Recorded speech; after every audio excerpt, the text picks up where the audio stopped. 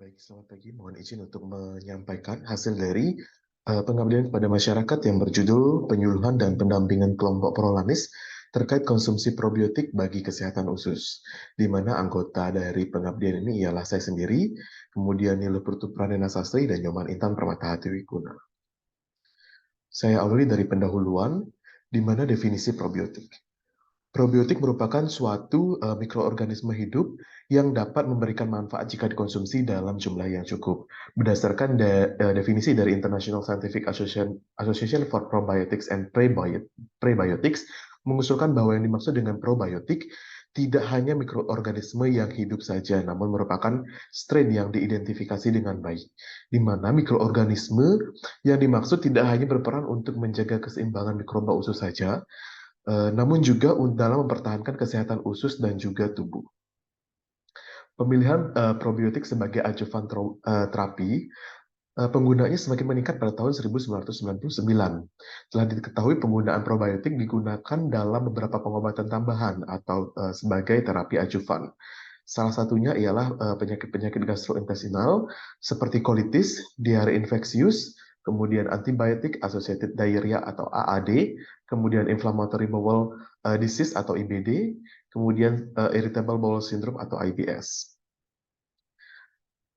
Kemudian kita akan berbicara mengenai kesehatan usus, di mana berdasarkan World Health Organization atau WHO, salah satu penyebab tersering dari kesehatan usus itu sendiri yang menyerang ialah diare, di mana diare adalah buang air besar yang dapat melebihi 3 kali dalam sehari serta berubahnya frekuensi feses menjadi lebih cair. Kemudian menurut Riskesdas pada tahun 2018, di mana proporsi diare yaitu sebesar 8% pada seluruh kelompok usia. Berikut merupakan angka kejadian diare beberapa kabupaten di Bali. Data ini diambil dari data tim SPBE Diskominfos Provinsi Bali di tahun 2022. Oke, sebelum kita beranjak ke metode pelaksanaan, adapun tujuan dari pengabdian kepada masyarakat ini adalah untuk mengetahui penyakit-penyakit infeksi pada usus manusia dan menjaga kesehatan usus, kemudian meningkatkan kewaspadaan mengenai penyakit diare termasuk penyebab diare, gejala yang muncul, serta penanganan awal, kemudian memberikan wawasan dan penggunaan probiotik sebagai suatu modalitas peningkatan kesehatan usus bagi masyarakat. Di sini akan saya paparkan mengenai metode pelaksanaan dari PKM ini, di mana halayak sasarannya ialah kelompok prolanis, di mana kelompok prolanis yang ditunjuk ialah Puskesmas Beleleng 3 di Desa Penglatan, di mana waktu pelaksanaan dari PKM ini ialah Mei hingga November di tahun 2022. Metode pelaksanaan dari PKM ini ialah menggunakan metode penyuluhan dan pendampingan, dan evaluasi yang digunakan ialah presensi dan pertanyaan spontan.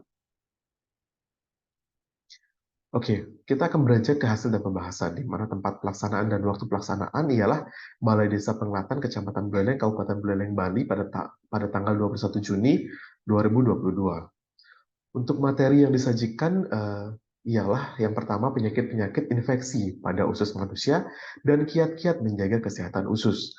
Kemudian kewaspadaan mengenai penyakit diare termasuk penyakit penyebab diare, kemudian gejala yang muncul serta penanganan awal serta penanganan definitif dari diare itu sendiri.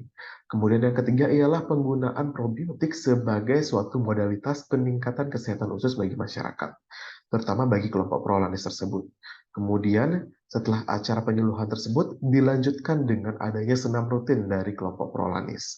Kemudian juga dilakukan suatu pendampingan selama 3 bulan melalui media sosial.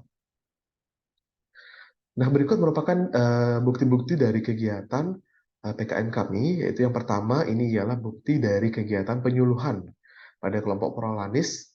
Dari di sini juga akan dilanjutkan dengan pengajuan dari pertanyaan-pertanyaan secara spontan, ya, dari kami selaku pemateri langsung ke kelompok prolanis.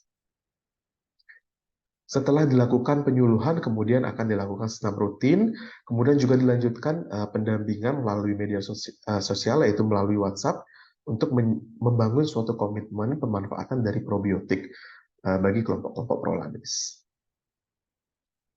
Baik, sekian dari pengabdian kepada masyarakat kami. Terima kasih.